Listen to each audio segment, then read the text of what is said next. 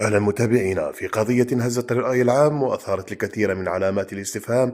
تم العثور على جثة الشاب محمد ذو 21 عام بعد أن سقط أو أسقط من الطابق الثالث لأحد الفنادق.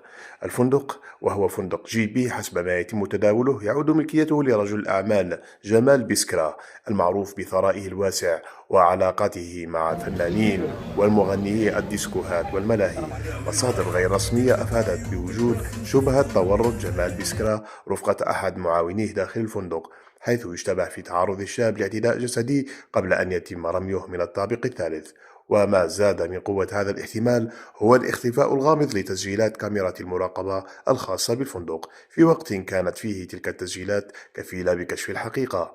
القضية تعقدت أكثر بعد تداول اسم المسماة القطة، والتي تم الإفراج عنها مؤخرا من السجن، حيث تشير بعض الروايات إلى احتمال تورطها في مجريات هذه القضية الغامضة. كما تشير المعطيات المتداولة إلى أن أحد المشتبه فيهم ويدعى جنينة لا يزال في حالة فرار، الأمر الذي يطرح تساؤلات جدية حول شبكة التورط المحتملة. وفي مقطع فيديو مؤثر خرجت والدة الضحية عن صمتها وهي تناشد السلطات بدموع صادقة، مطالبة بإنصاف ابنها وكشف الحقيقة كاملة ومحاسبة كل من يثبت تورطه دون استثناء. القضية ما تزال مفتوحة، والتحقيقات حسب ما ينتظر هي الفيصل الوحيد لكشف ما إذا كانت الحادثة سقوطا عرضيا أم جريمة مكتملة الأركان.